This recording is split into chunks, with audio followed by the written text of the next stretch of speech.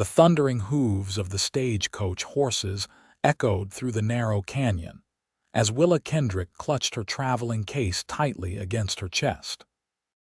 It was 1878, and the promise of a teaching position in Porterville, California, had drawn her from her comfortable life in Boston to this wild, untamed land. She never imagined that the journey west would end with the cold barrel of a revolver pressed against her temple. Hand over the strongbox. A masked man shouted at the driver as two more bandits yanked open the stagecoach doors. "And you fine folks inside will be needin' all your valuables too." Willa's heart hammered in her chest. Her entire life savings, $300 meant to establish herself in Porterville, was tucked in a hidden pocket of her skirt. The elderly couple across from her trembled as they surrendered their watches and wedding bands, while the businessman beside her reluctantly passed over his wallet. "You, miss," said the bandit, his eyes cold beneath his mask. "That's a mighty fine necklace you're wearing." Willa's hand flew to her throat, touching the silver locket that contained a miniature portrait of her late parents. "Please," she whispered, "it's all I have of my family." The man's laugh was harsh as he reached for it. "Sentiment doesn't buy whiskey, lady." A gunshot cracked through the air, and the bandit jerked back, clutching his shoulder. Willa gasped as the other outlaws whirled around, guns drawn. Through the coach window, she spotted a lone rider galloping toward them, rifle raised. "Damn it! It's that rancher, Zeke Sutton," one of the bandits shouted. "Leave these people be," the rider called out, his voice carrying across the dusty landscape. He fired another warning shot into the sky. The wounded bandit cursed and leapt onto his horse.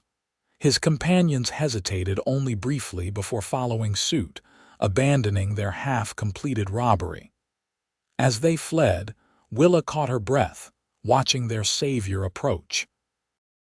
Zeke Sutton rode a magnificent chestnut stallion, his tall frame silhouetted against the setting sun. As he came closer, Willa observed the determined set of his jaw, the well-worn cowboy hat, and the tired lines around his eyes that held both strength and sorrow. He couldn't have been more than 30 years old, but something in his gaze spoke of a man who had seen more than his share of hardship. "Is everyone all right?" he asked, dismounting and approaching the stagecoach. The driver nodded shakily. "Thanks to you, Mr. Sutton." They got away with the mail bag, but nothing else. Zeke approached the open door of the coach, and Willa found herself looking into the most startlingly blue eyes she had ever seen.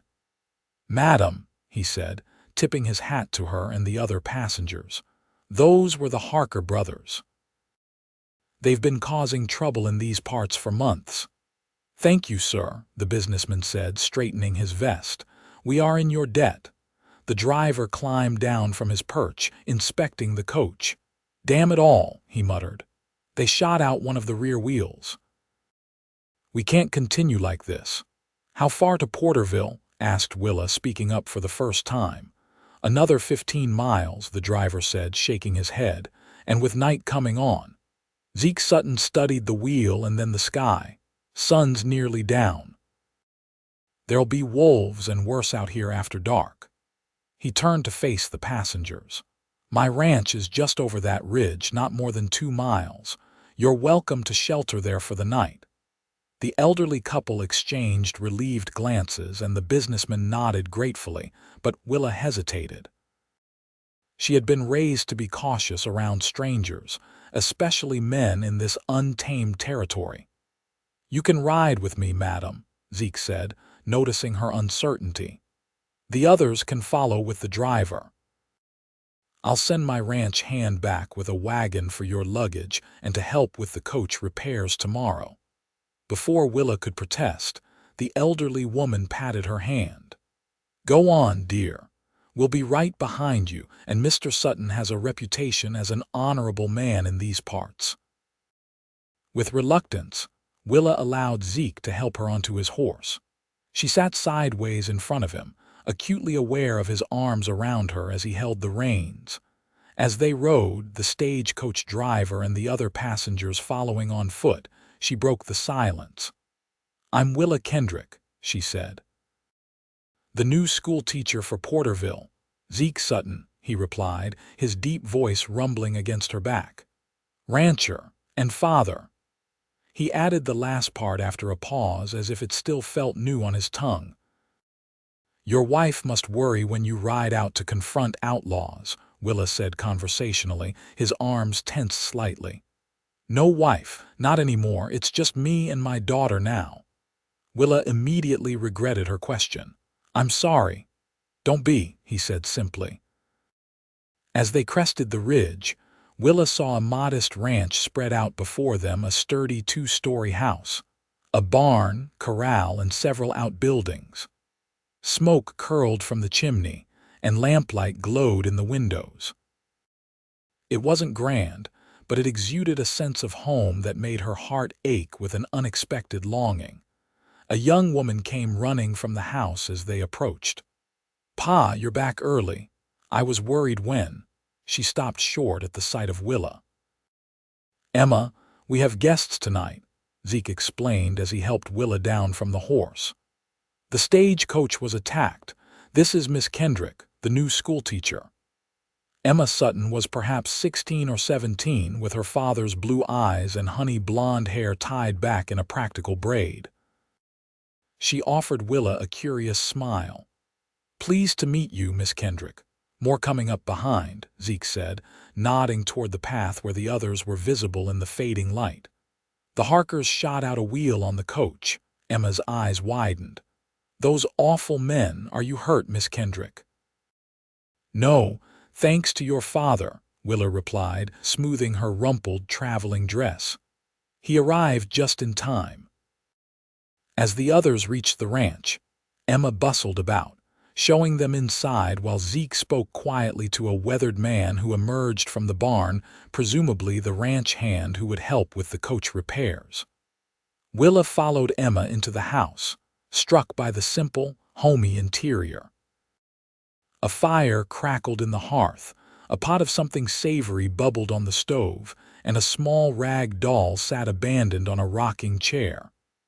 "We don't have much space," Emma explained apologetically. "But Mr. and Mrs. Tilson can take the spare room, and Mr. Hamilton can bunk with Miguel, our ranch hand. Miss Kendrick, you can have my room." "Oh, I couldn't possibly," Willa began. "Nonsense," Zeke said, entering behind them and removing his hat. "Emma can share my room for one night. It's no trouble." Emma nodded eagerly. "I've already got a stew going. It's nothing fancy, but there's plenty." As they settled in for the meal, Willa observed Zeke with his daughter. There was a tenderness in the way he looked at her, a protective instinct evident in his every move. Yet there was something else too, a man slightly out of his depth, trying his best to raise a young woman alone. Over dinner, the elderly Mr. Tilson recounted the robbery attempt with dramatic flair, praising Zeke's timely intervention. The businessman, Mr. Hamilton, spoke of his mercantile business in Sacramento, while Mrs. Tilson asked Willa about her teaching experience. "This is my first position away from home," Willa admitted. "I taught at a girls' school in Boston for 2 years, but I wanted to see more of the country." "And you chose Porterville?" Zeke asked, his expression unreadable. "The advertisement said they needed someone with experience in both classical education and practical skills, and they offered a living stipend with the schoolhouse." She smiled slightly. "It seemed like an adventure." "Well, you certainly got one today," Emma said with a grin. After the meal, as the others retired for the night, Willa found herself alone with Zeke in the main room, helping to clear the dishes. "You have a lovely home, Mr. Sutton," she said, meaning it. Despite its simplicity, the ranch house had a warmth that came from being well loved. "It's not much," he replied, "but it's ours." He paused, stacking plates by the washbasin. "Emma's excited about the new school year. She's bright, picks up books faster than I can keep them stocked. She seems very capable, Willa observed. You must be proud of her. A shadow crossed his face. Her mother would be. He hesitated, then added, Sarah, my wife, she died bringing our son into the world. 3 years ago now, we lost them both. Willa's heart constricted. I'm so sorry. Emma has had to grow up fast, Zeke continued, his voice low. Too fast. She deserves better than a father who doesn't know the first thing about raising a young lady. Before Willa could respond, Emma appeared in the doorway, holding fresh linens. Your room is ready, Miss Kendrick, she announced. I hope you'll be comfortable. Willa thanked her and bid them both good night, retreating to the small bedroom that clearly belonged to Emma. Books were stacked on every surface and pressed wildflowers hung in frames on the walls. As she prepared for bed, Willa thought about Zeke Sutton, a man who faced down outlaws without hesitation, but seemed unsure of himself as a father. There was a quiet strength to him, an integrity that intrigued her. She fell asleep thinking of Blue Eyes and the gentle hands that had helped her from his horse. Morning arrived with the crowing of a rooster and the smell of coffee. Willa dressed quickly and found Emma already at work in the kitchen, frying bacon and mixing biscuit dough. Pa's gone to help Miguel bring your luggage from the stagecoach, Emma explained. They left at first light. Can I help with breakfast? Willa offered. Emma smiled gratefully. Would you mind setting the table? The plates are in that cabinet. As they worked together, Willa asked, Do you attend school in Porterville? Emma nodded, her hands dusted with flour. When I can. Sometimes we're too busy here, especially during calving season or roundup. She hesitated. Pa tries, but there's so much work, and since Ma died. It must be difficult, Willa said gently. Pa wants me to get a proper education. He never had much schooling himself, but he reads every night history books, newspapers from back east, anything he can get his hands on. Emma's voice was filled with pride. He says knowing things is what separates men from animals. Willa was touched by this insight into Zeke's character. That's very wise. By the time the men returned with a wagon loaded with the passengers' belongings, breakfast was ready. The stagecoach driver announced that repairs would take most of the day. The wheel's worse than I thought, he explained over coffee. We won't be able to leave for Porterville until tomorrow morning.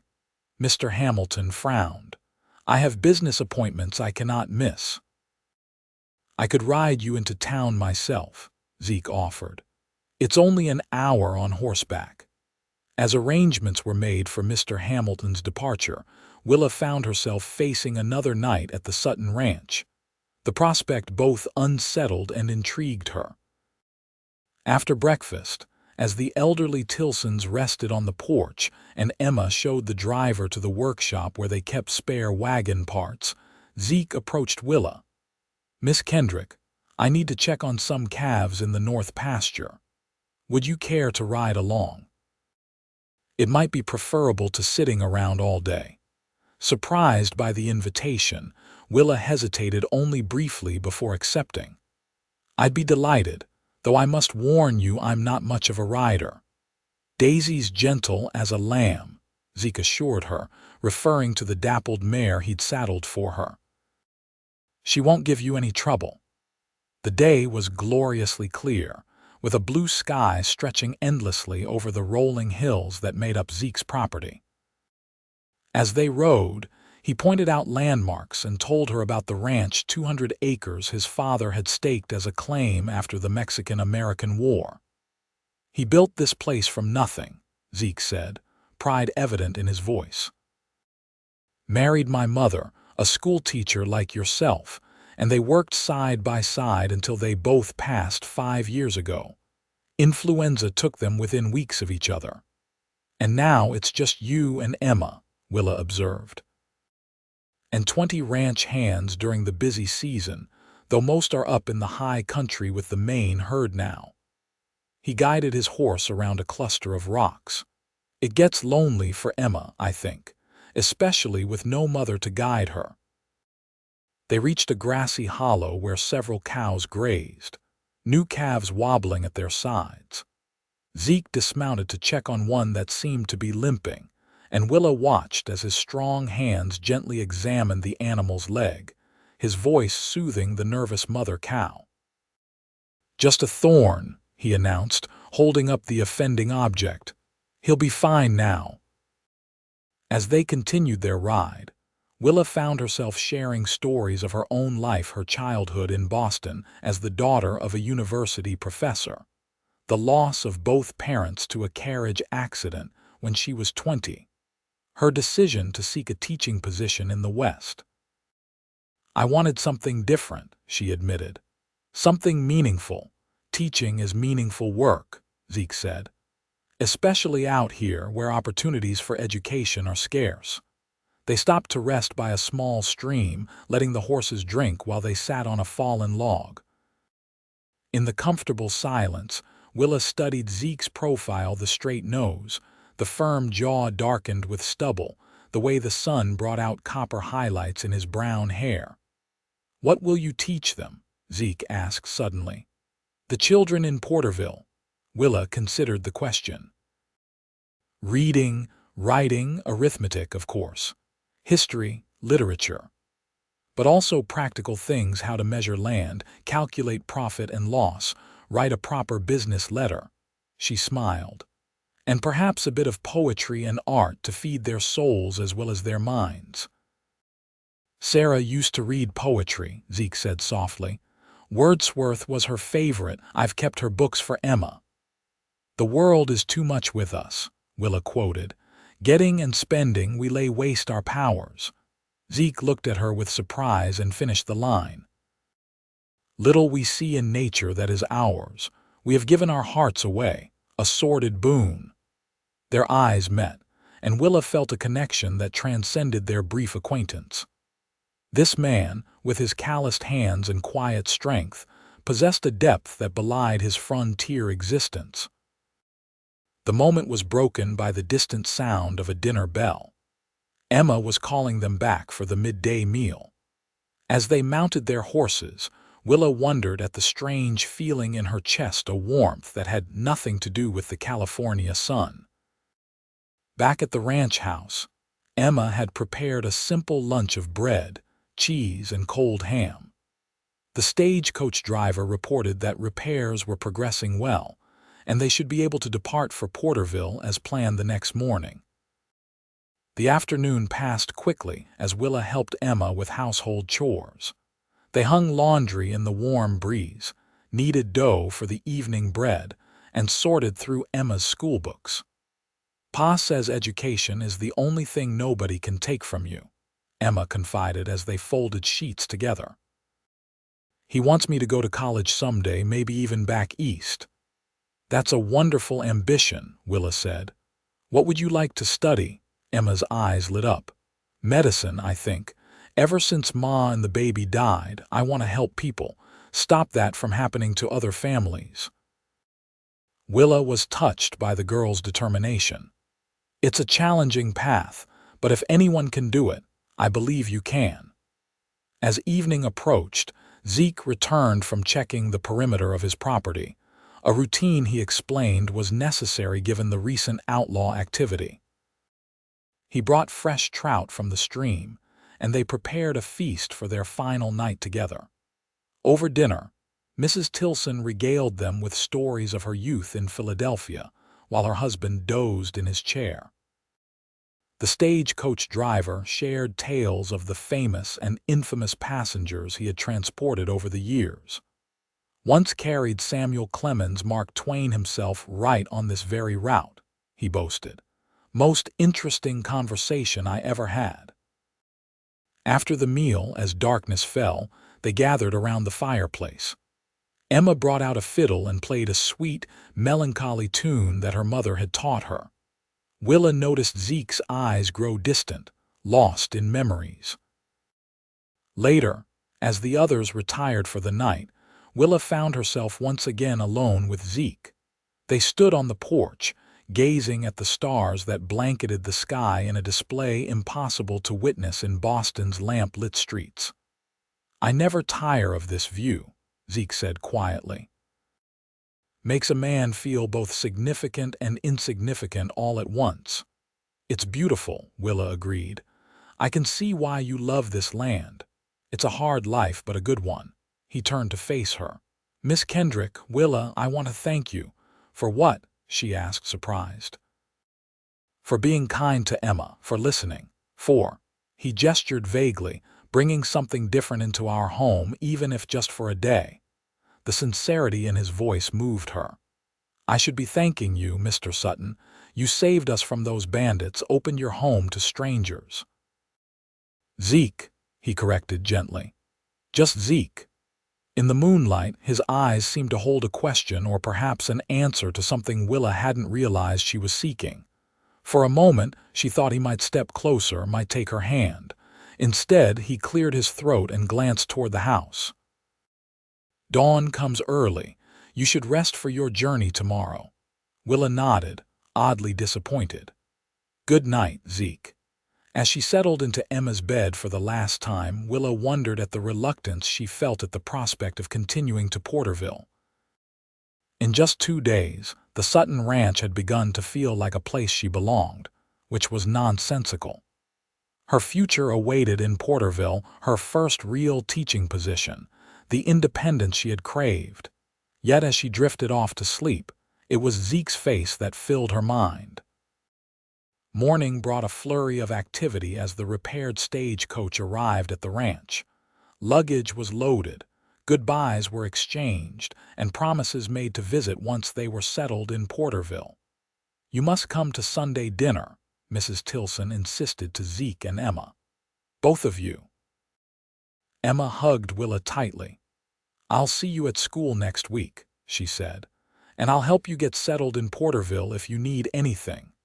Finally, it was time to depart.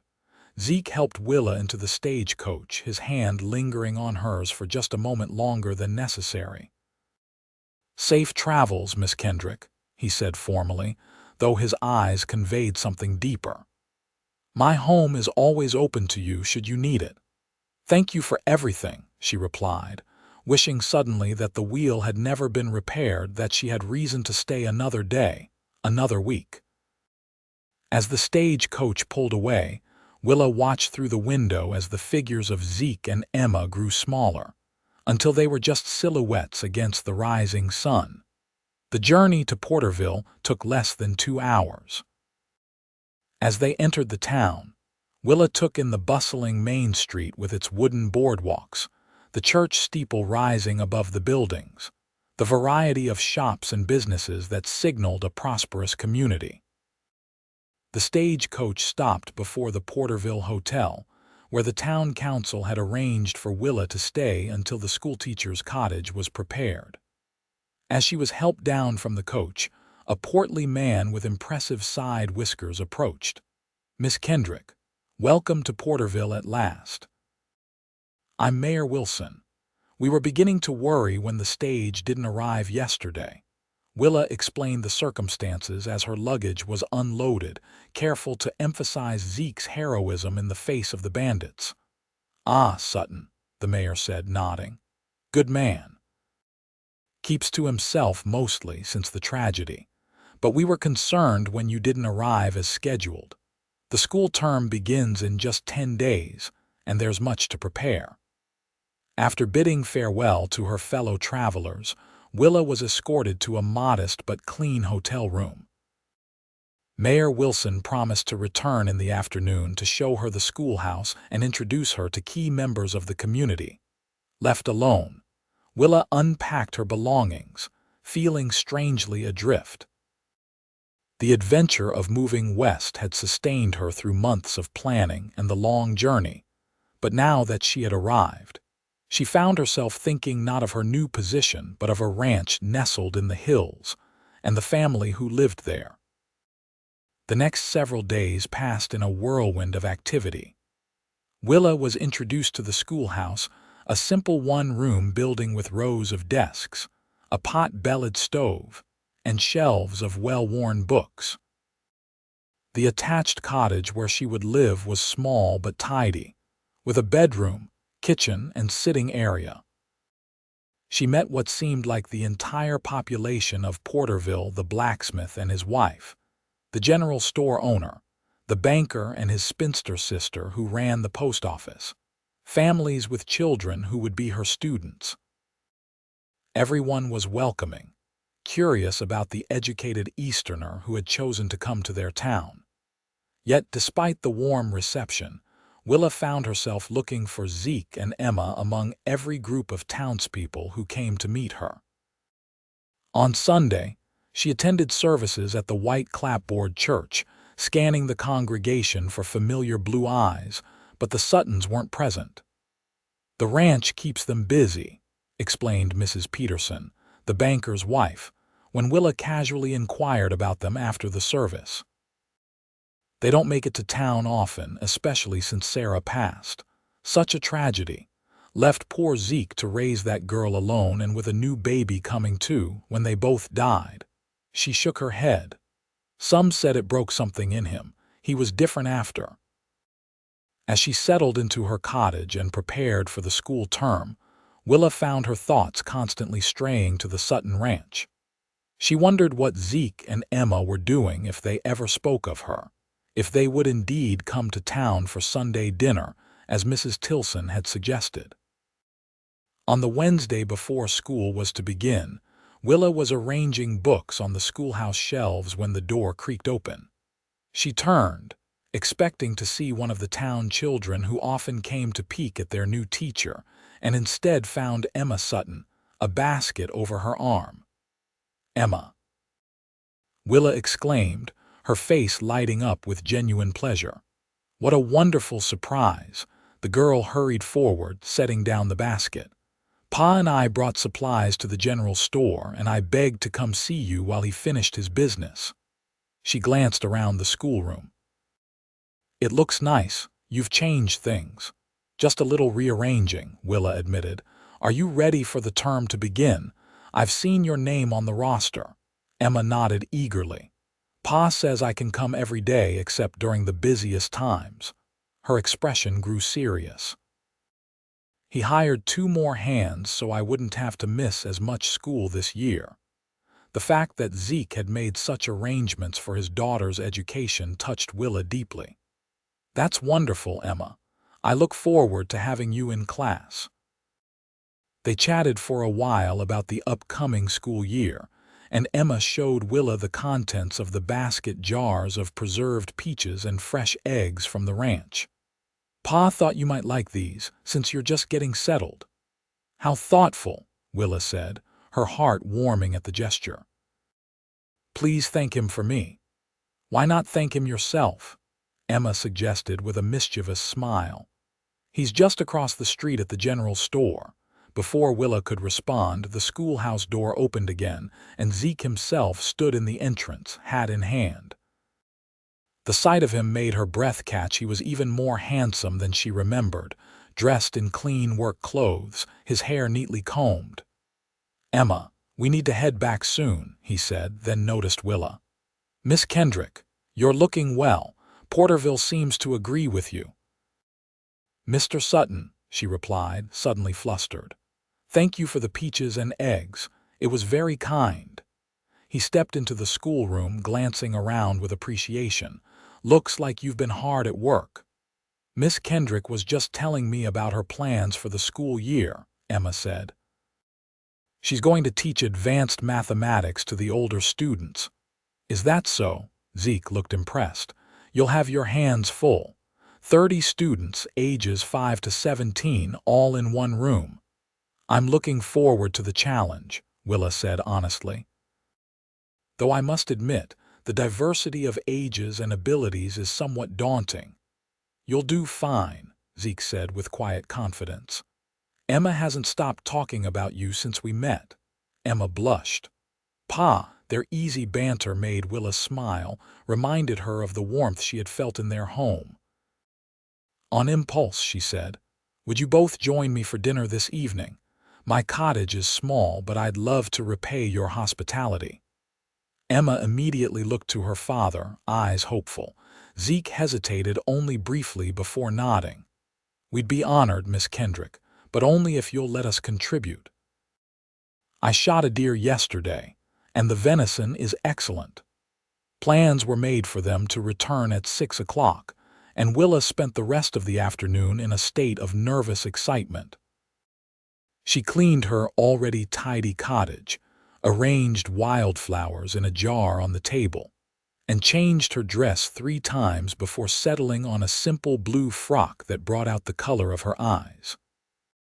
When they arrived, Emma carrying a wrapped package of venison and Zeke with a bottle of blackberry wine, Willa was struck anew by how right it felt to see them in her home. Emma immediately offered to help with the cooking, while Zeke built a fire in the small hearth to ward off the evening chill. As they prepared the meal together, conversation flowed easily. Zeke spoke of the ranch, of his plans to expand his cattle operation, while Emma chattered about her hopes for the school year and her dream of becoming a doctor. "Pa says if my grades are good enough, he'll send me to San Francisco next year to take the entrance examinations for the Women's Medical College," she said proudly. "That's wonderful, Emma," Willa said, genuinely impressed by Zeke's support of his daughter's ambitions, unusual for a frontier father. "Education opens doors," Zeke said simply. "My Sarah always said that." The mention of his wife created a momentary silence, but it wasn't uncomfortable. Rather, it felt like an acknowledgement of a presence that would always be part of their lives. Over dinner, Zeke revealed a dry wit that surprised and delighted Willa. He told stories of his early days on the ranch, of cattle drives and the characters he had encountered. Emma shared town gossip, filling Willa in on the complex web of relationships in Porterville. "Mrs. Peterson is sweet, but she knows everything about everyone," Emma warned. "And Mr. Thompson at the general store extends credit to everyone except the Millers, because Mr. Miller once accused him of watering down the whiskey." "I'll keep that in mind," Willa laughed, "though I don't anticipate needing whiskey credit." As the evening grew late, Emma yawned, and Zeke announced it was time they headed back to the ranch. At the door, Emma hugged Willa impulsively. "I'm so glad you're our teacher, Miss Kendrick." When Emma stepped outside to ready the horses, Zeke lingered in the doorway. "This was nice," he said softly. "Reminds me of how a home should feel." Willa's heart skipped a beat at his words. "You're welcome anytime, both of you. The school board has arranged a welcome social for you on Saturday evening," he said. "At the church hall. Will you save a dance for me?" "I'd like that very much," she replied, surprised by the invitation. From what she had gathered, Zeke rarely participated in town social events. After they left, Willa sat by the fire, replaying the evening in her mind. There was something about Zeke Sutton that drew her: his quiet strength, his devotion to his daughter, the intelligence that shone in his eyes when he spoke of books or ideas. It was far too soon to name the feeling stirring within her, but she recognized it as something significant, something with the potential to change her carefully laid plans. The days until Saturday passed slowly. Willa finished preparing the schoolhouse, met with parents, and organized her curriculum. Each evening, she found herself gazing out her window toward the hills where the Sutton Ranch lay, wondering if Zeke might have reason to come to town again before the social. When Saturday finally arrived, Willa spent extra time on her appearance, selecting a rose-colored dress with delicate lace trim, one of the few fine garments she had brought from Boston. She arranged her chestnut hair in an elegant knot and added her mother's pearl earrings, examining her reflection critically in the small mirror. The church hall was transformed for the occasion with lanterns and bunting. It seemed the entire town had turned out to welcome their new schoolteacher. A small band played in the corner, couples were already dancing, and tables laden with food lined the walls. Mayor Wilson greeted her effusively, introducing her to those few residents she hadn't yet met. Mrs. Peterson whispered that her dress was perhaps a touch elaborate for Porterville, while Mrs. Thompson from the general store immediately countered that it was perfectly lovely and a welcome touch of Eastern refinement. Throughout the initial greetings, Willa's eyes kept straying to the door, watching for Zeke and Emma. An hour passed, then two, and they had not appeared.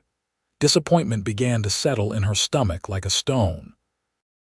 She danced with the mayor, with Mr. Thompson, with several farmers and the young deputy sheriff.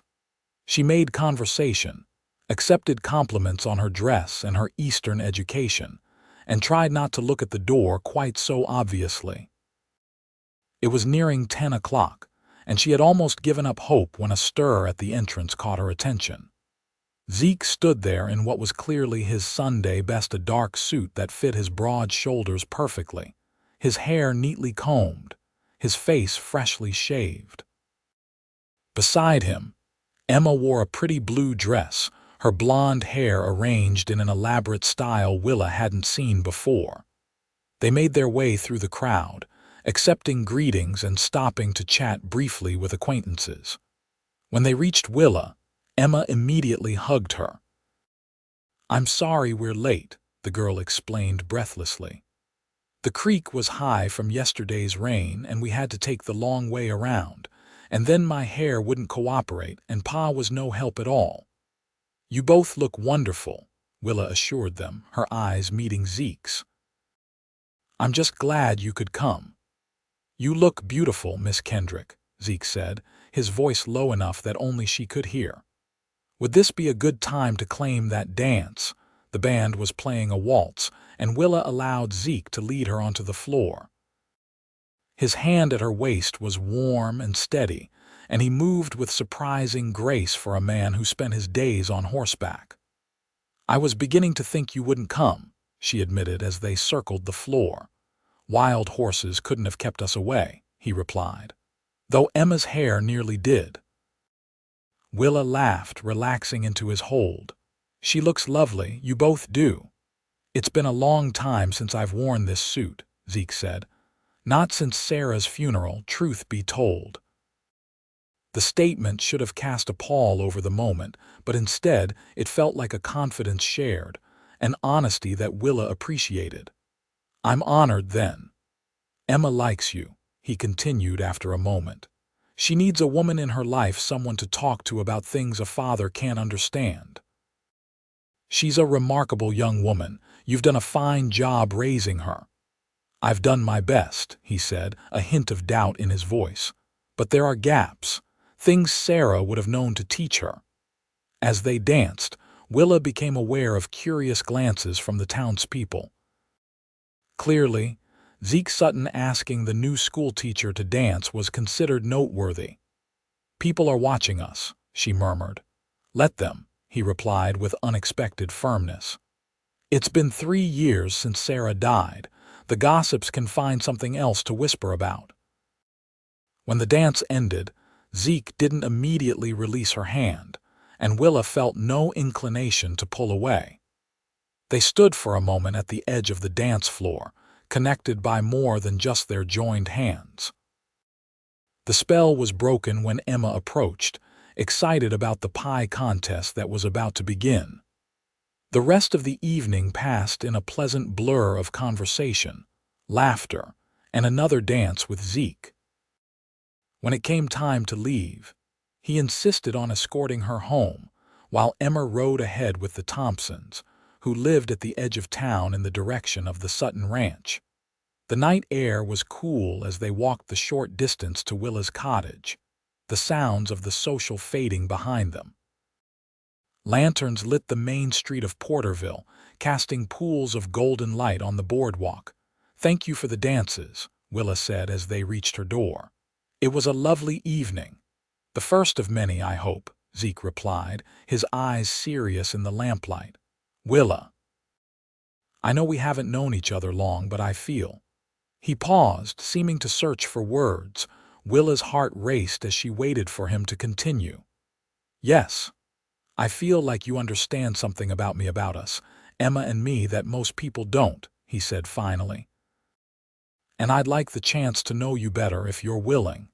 It wasn't quite a declaration, but it was a beginning. Willa smiled up at him. "I'd like that very much, Zeke." He hesitated, then leaned down and pressed a gentle kiss to her cheek. "Good night, Miss Kendrick." "Good night, Mr. Sutton," she replied, her voice barely above a whisper. As she watched him mount his horse and ride away, Willa touched her fingertips to the spot where his lips had brushed her skin. Something had begun that night, something unexpected and potentially wonderful. The first day of school arrived, bringing with it 30 excited, nervous children ranging from tiny 5-year-olds to lanky teenagers. Emma Sutton was among the oldest students, and Willa was pleased to see the girl take her studies seriously, often helping the younger children with their lessons. The weeks passed quickly as Willa settled into a routine. School during the day, grading and planning in the evenings, church on Sundays. She found herself looking forward to Wednesdays and Saturdays when Zeke and Emma typically came to town for supplies. Often they would stop by the schoolhouse or her cottage, sometimes bringing small gifts, fresh eggs, a bouquet of wildflowers, a book Zeke thought she might enjoy. Their friendship deepened with each visit. Zeke began to share more of himself, his hopes for the ranch, his dreams for Emma's future, his love of poetry that had begun with Sarah but continued because the words spoke to something in his soul. Willa told him of her life in Boston, her parents' encouragement of her education, her decision to come west after their deaths. "I needed something new," she explained one evening as they sat on her porch, watching the sunset while Emma was inside helping prepare dinner. "Something that was entirely my own choice." "And has Porterville been what you hoped for?" Zeke asked. Willa considered the question, aware of the deeper meaning behind it. "It's become more than I hoped for," she answered honestly. His hand found hers on the porch railing, their fingers intertwining naturally. They sat in comfortable silence as the sky turned from gold to pink to purple. Inside, Emma watched them through the window, a smile on her face. As October turned to November, the weather grew cooler. The first frost dusted the fields, and preparations began for Thanksgiving celebrations. Willa was surprised and touched when Zeke asked if she would join them at the ranch for the holiday. "It won't be elaborate," he warned, "but we always try to make it special for Emma's sake." "I'd be honored," Willa replied, "though I insist on contributing to the meal. My mother's cranberry sauce recipe is legendary."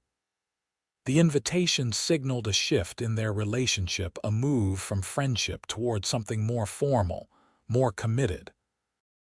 The town noticed. Willa caught knowing looks from the mothers who brought their children to school, heard the whispers that ceased when she entered the general store. Mrs. Peterson cornered her after church one Sunday. "Mr. Sutton is a good man," she said without preamble. "A bit rough around the edges, perhaps, but solid, and that girl of his needs a mother's influence." "We're friends, Mrs. Peterson," Willa replied, though her flushed cheeks belied her casual tone. "Of course, dear," the older woman said with a smile that suggested she knew better. "Friends." The day before Thanksgiving, Zeke arrived at her cottage earlier than expected. His expression was troubled as he paced her small sitting room. "What's wrong?" Willa asked, alarmed. "Is Emma all right?" "She's fine," he assured her quickly. There's been more trouble with the Harker brothers.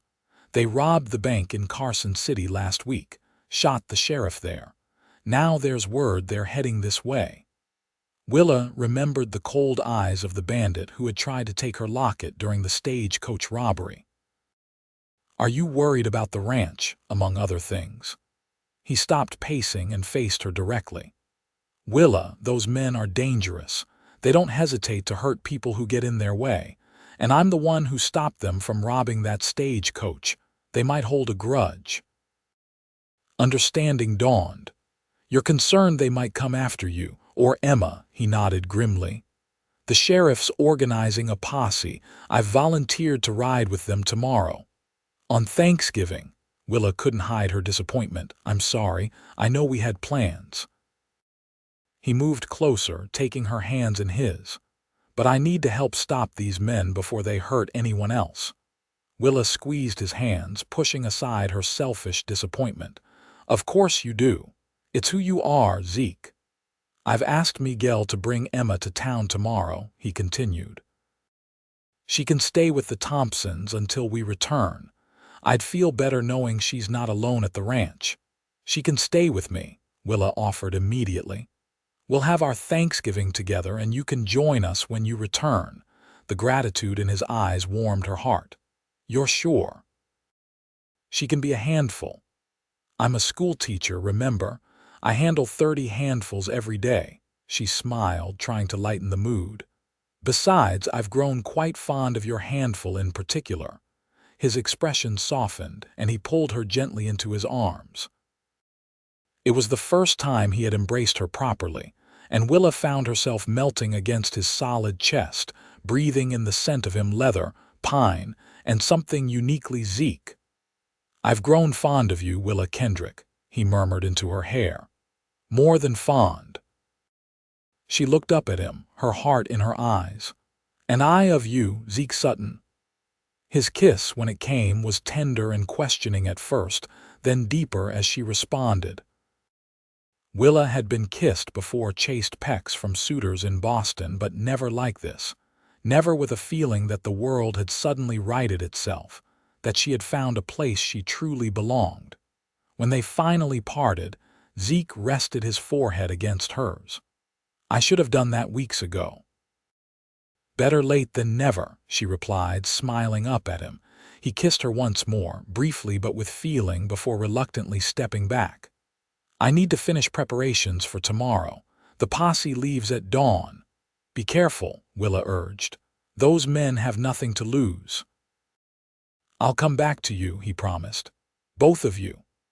After he left, Willa sat for a long time, her fingers pressed to her lips, remembering the feel of him, the taste, the rightness of being in his arms. She was falling in love with Zeke Sutton, had been falling since that first day on his ranch, and the realization was both terrifying and exhilarating.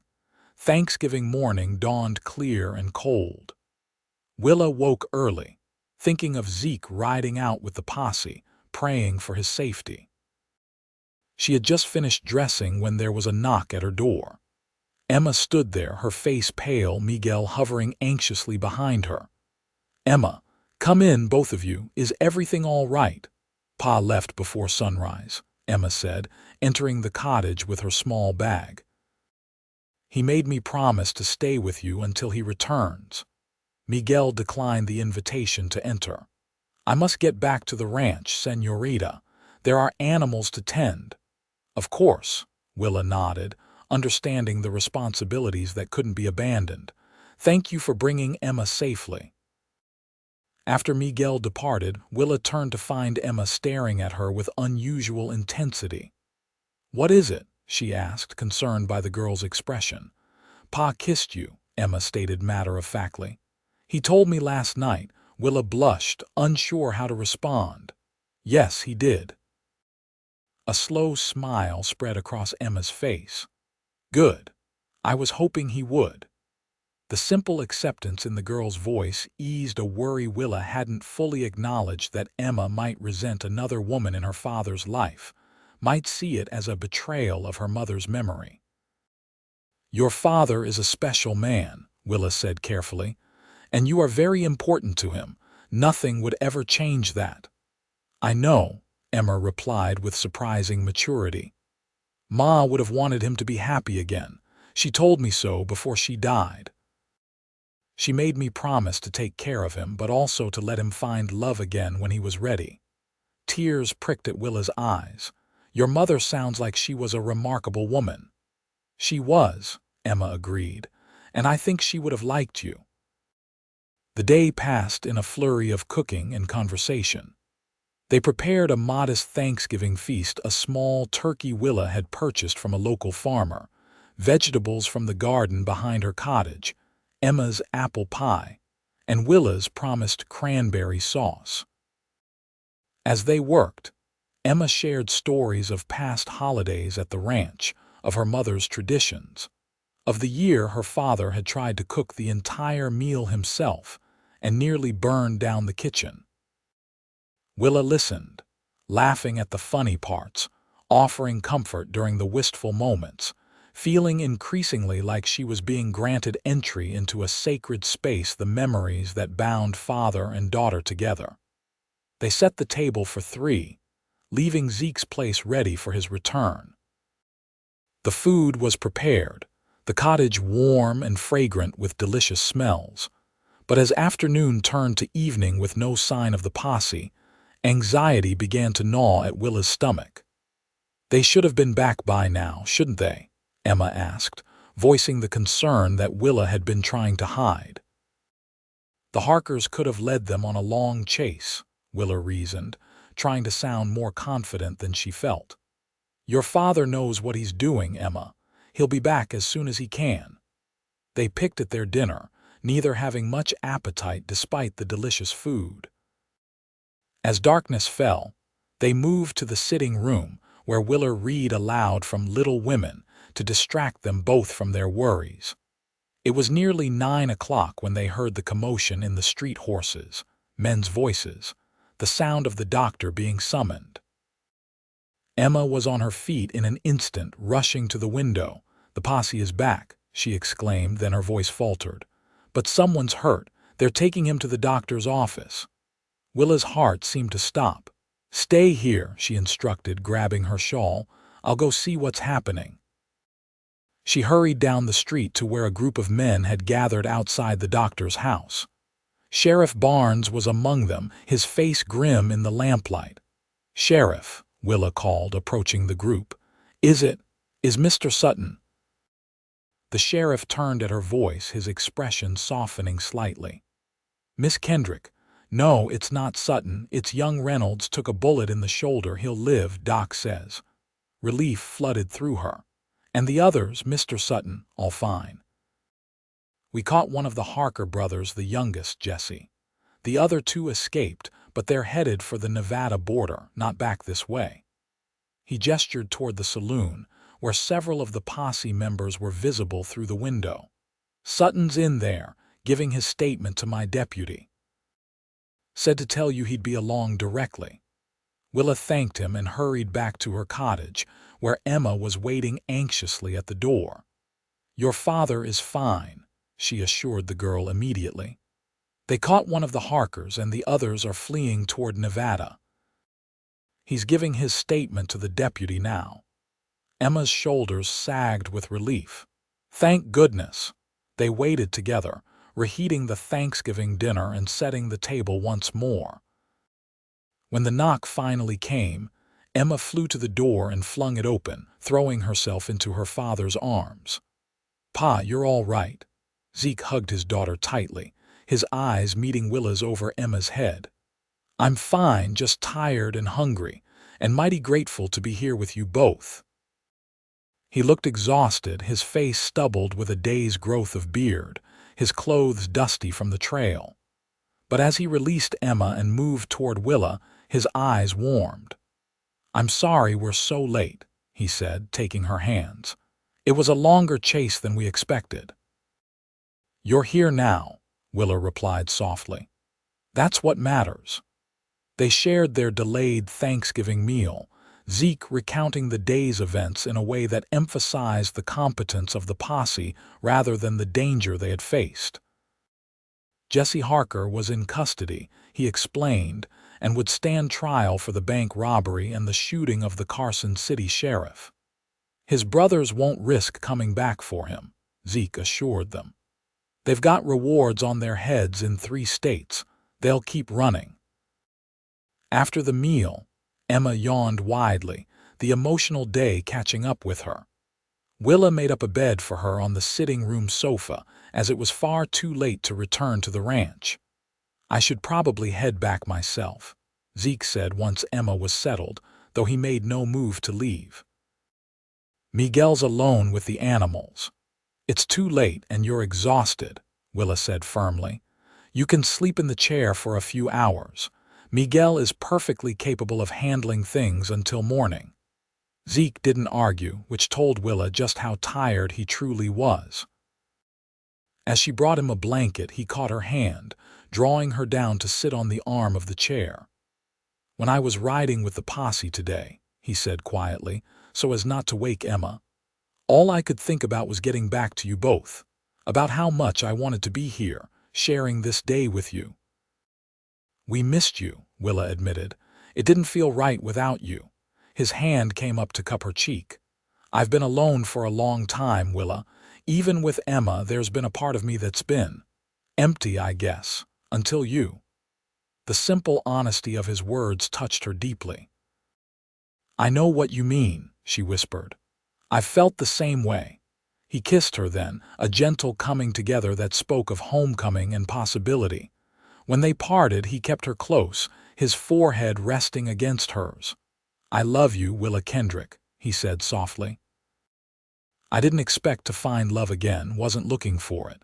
But there you were, holding your locket and facing down a bandit without flinching." Joy bubbled up inside her. "I love you too, Zeke. I think I have since that first day on your ranch."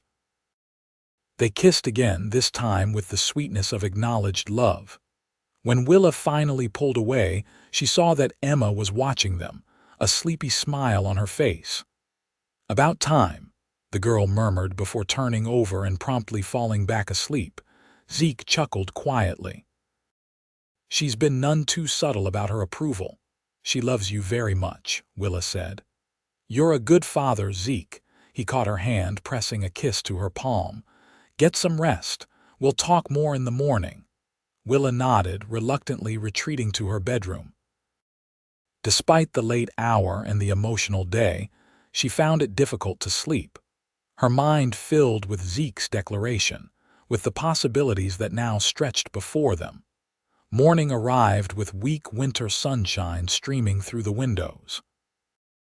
Willa found Zeke already awake, stoking the fire while Emma still slept on the sofa. "Good morning," she said softly, coming to stand beside him. He turned, his face softer in the morning light, and pulled her into a gentle embrace. "Morning, I hope you slept well." "Well enough," she replied, content to be held by him. "You, better than I have in years," he admitted, pressing a kiss to her forehead. "Though that chair isn't getting any more comfortable with age." They prepared breakfast together, moving around the small kitchen in easy harmony. When Emma woke, she joined them without comment, though her knowing smile suggested she had not forgotten what she had witnessed the night before. After they ate, Zeke announced they needed to return to the ranch. "Miguel's been alone too long, and there's work that can't wait." "Of course," Willa nodded, hiding her disappointment at their departure. As Emma gathered her things, Zeke drew Willa aside. "I meant what I said last night," he said quietly. "I love you, and I'd like to court you properly if you're willing." "I am," she replied without hesitation. "Very willing." His smile was tender. "Good. Because I have plans, Miss Kendrick, plans that include you if you'll have me." Before she could ask what he meant, Emma returned and they were saying their goodbyes, Zeke promising to visit in a few days. As they rode away, Willa watched from her doorway, her heart fuller than it had ever been. The weeks leading up to Christmas were a whirlwind of school activities, preparations for the holiday, and increasingly frequent visits from Zeke and Emma. The three of them fell into an easy pattern: dinners at Willa's cottage, Sunday afternoons at the ranch, Emma's continued excellence in school, and quiet moments alone for Willa and Zeke whenever they could find them. Word of their courtship spread quickly through Porterville. Most reactions were positive, though a few eyebrows were raised at the schoolteacher becoming involved with one of her students' parents. As if that matters, Emma scoffed when she overheard some gossip at the general store. Pa's not like the other fathers who never bother to learn what their children are studying. He helps me with my lessons every night. The Christmas season brought new joys.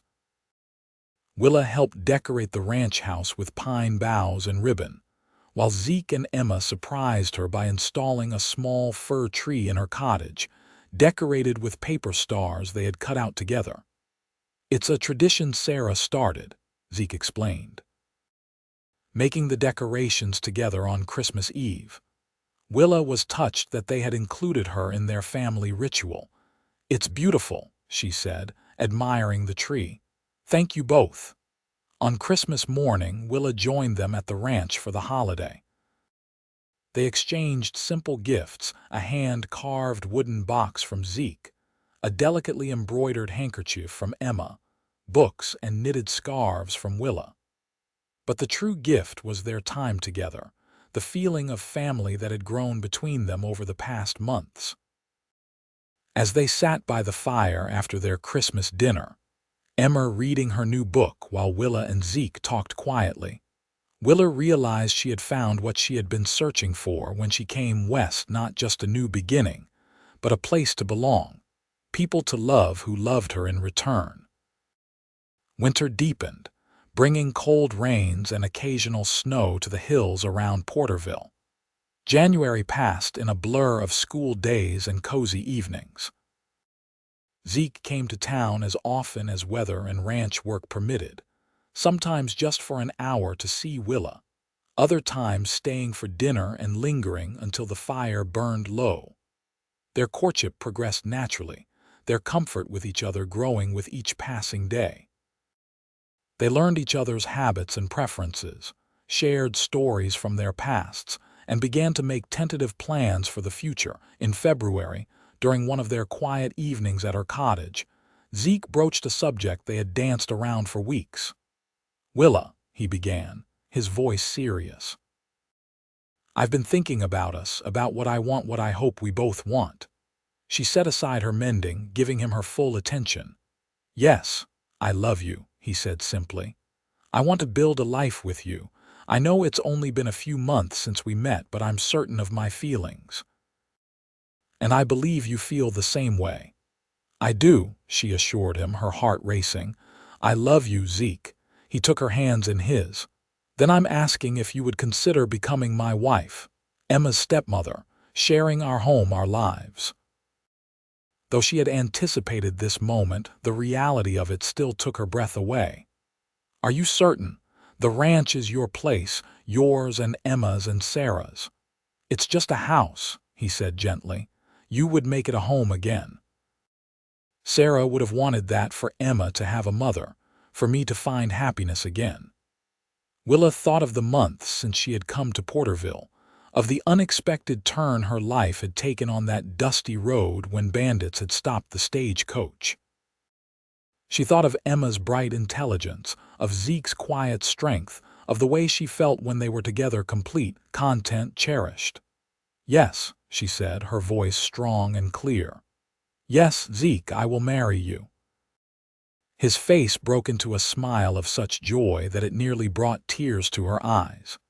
He pulled her into his arms, kissing her with a passion that spoke of his deep love and the promise of their future together. When they finally parted, Zeke reached into his pocket and withdrew a small velvet pouch. "I have something for you," he said, opening it to reveal a simple gold ring set with a small pearl. "It was my mother's. I'd be honored if you would wear it." "It's beautiful," Willa whispered as he slipped it onto her finger. "Perfect." They agreed to tell Emma together the next day, though both suspected she would be more excited than surprised by the news. They would marry in the spring, after the school term ended, giving Willa time to fulfill her teaching contract and make arrangements for the transition to ranch life. "My home is your sanctuary now," Zeke told her, echoing the words he had spoken on the day they met. "It always will be." The news of their engagement spread quickly through Porterville. Congratulations poured in, along with a few raised eyebrows at the relatively short courtship. Emma was, as they had predicted, overjoyed, immediately beginning to plan the wedding and their life thereafter with enthusiasm that made both Willa and Zeke laugh. "You'll have your own room at the ranch," Emma told Willa as they walked to school together one morning. "Pa's already talking about adding a study for you since you'll need space for your books and papers." The thought of Zeke making such preparations touched Willa deeply. "That's very thoughtful of him. He wants you to be happy with us," Emma said simply. "We both do." As February turned to March, Willa began to divide her time more evenly between her cottage in town and the Sutton ranch. Weekend visits extended to include Friday nights, allowing her to experience more of the daily rhythm of ranch life. She learned to milk the cow, to collect eggs without being pecked by the territorial hens, to distinguish between the different horses in the corral. In turn, Zeke and Emma became fixtures in town, attending church with her on Sundays, joining her for dinner at her cottage, becoming integrated into the social fabric of Porterville in a way they hadn't been since Sarah's death. The wedding was planned for the first Saturday in June, after school had ended for the summer. It would be a simple ceremony at the church, followed by a celebration at the ranch. Mrs. Thompson volunteered to organize the food, while Mr. Peterson offered the use of his large wagon to transport guests from town. As spring blossomed across the hills, turning the landscape from brown to vibrant green, Willa found herself increasingly drawn to the life that awaited her at the ranch. Her cottage in town, once her proud symbol of independence, now felt like a temporary stopping place rather than a home. In late April, as the end of the school term approached, Willa received a letter that threatened to disrupt their plans. The school board in San Francisco, having heard of her success in Porterville, was offering her a position at their prestigious girls' academy at twice her current salary, with accommodations in the city and opportunities for advancement that simply didn't exist in a small town. She sat with the letter in her lap long after she had finished reading it, her thoughts in turmoil. A year ago, such an offer would have seemed like a dream come true recognition of her abilities, a chance to teach at a higher level, the excitement of life in a growing city. Now, it felt like a complication, a choice she had never expected to face. She loved Zeke and Emma, wanted the life they were planning together. But a small voice whispered that she was sacrificing her career, the independence she had sought when she came west. When Zeke arrived that evening for dinner, he immediately sensed her distraction. "What is it?" he asked as they sat on the porch after the meal, Emma inside washing the dishes. "You've been somewhere else all evening." Wordlessly, Willa handed him the letter. He read it carefully, his expression unreadable in the gathering dusk. When he finished, he folded it neatly and returned it to her. "It's a remarkable opportunity," he said quietly. "You should be proud." "Zeke, no, listen," he interrupted gently. "I know what this would mean to you professionally. San Francisco, a proper academy, students who are there solely to learn rather than to squeeze in lessons between farm chores." Willa reached for his hand. "I love teaching in Porterville.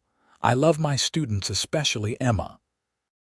But you could do more, be more in San Francisco." His voice was steady, but she could hear the fear beneath it, fear that she would choose the academy over their life together. "I could," she acknowledged. "But at what cost?" He turned to face her fully, his eyes serious in the fading light. "I won't make this decision for you, Willa. I won't ask you to choose between your career and our life together." "What are you saying?" she asked, her heart suddenly racing. "I'm saying that I love you enough to let you go, if that's what you truly want." The words clearly cost him, but his gaze remained steady. Emma and I could move to San Francisco. I could sell the ranch, find work there. Willa was stunned by the offer. You would leave your home. The ranch your father built, it's just land, he said simply. You're more important. In that moment, Willa knew with absolute certainty what her answer would be. She took both his hands in hers. No, Zeke, I'm not going to San Francisco. My place is here with you and Emma on the ranch. Are you sure? He asked, hope and disbelief warring in his voice. It's an incredible opportunity. So is marrying you, she replied, smiling through sudden tears.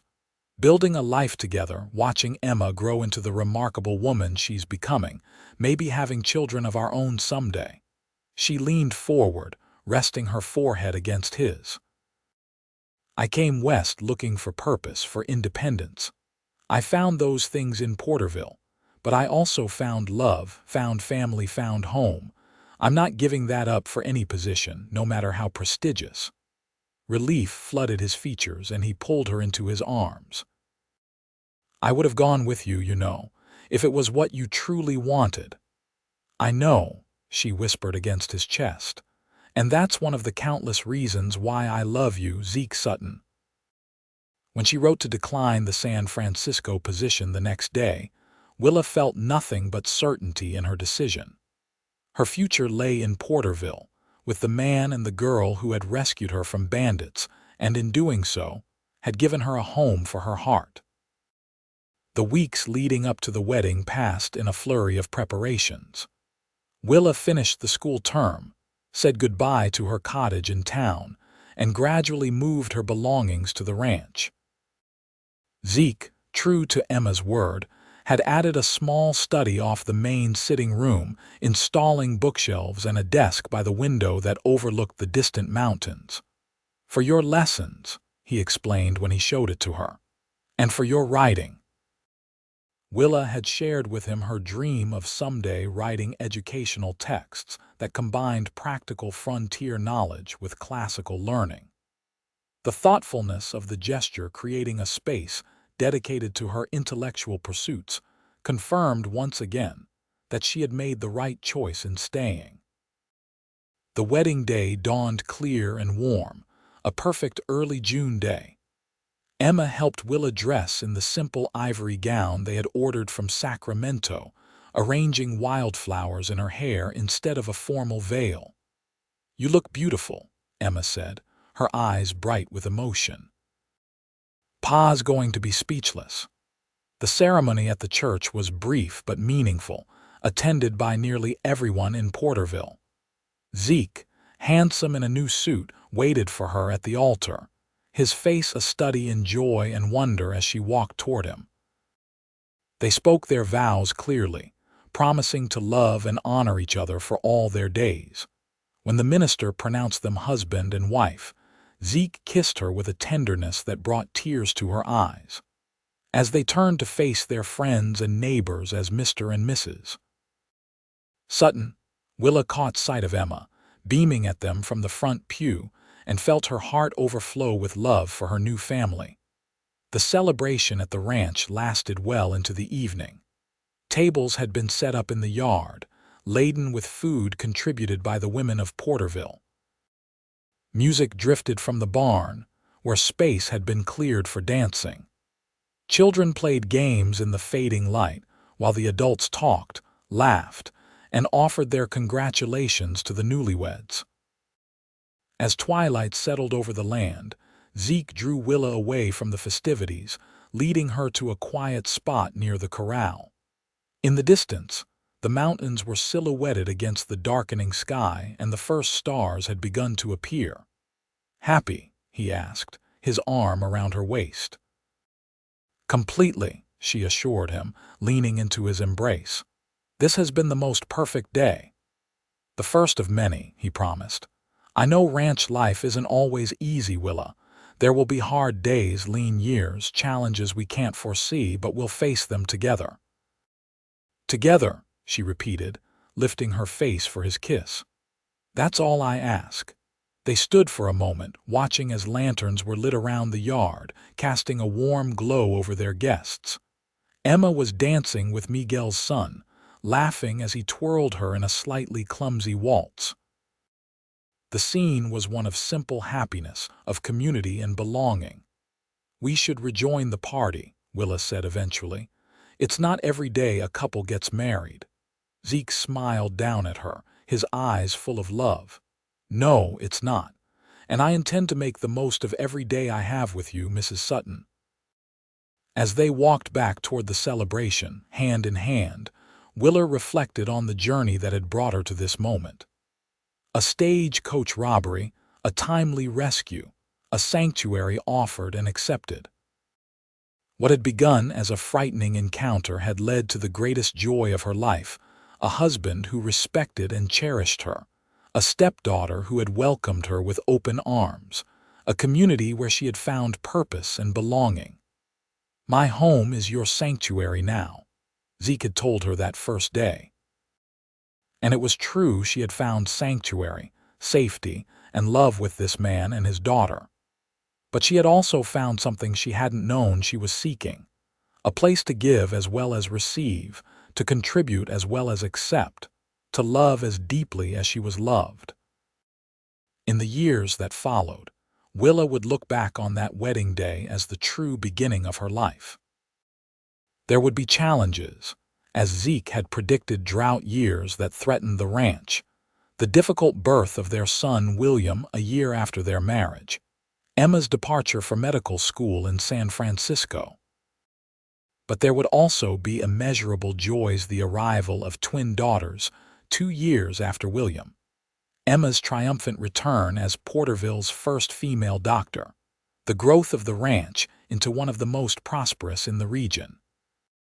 Through it all, the foundation remained the same: the love that had begun on a dusty road when a single father had saved a young schoolteacher from bandits and offered her not just protection, but a home for her heart. It was a love that grew stronger with each passing year, each challenge faced together, each joy shared between them. And when their grandchildren gathered around the fire on winter evenings, begging for stories, it was that first meeting they always wanted to hear about: the day Grandpa Zeke rescued Grandma Willa from the stagecoach robbers and brought her home to the ranch that became her sanctuary, her happiness, her life.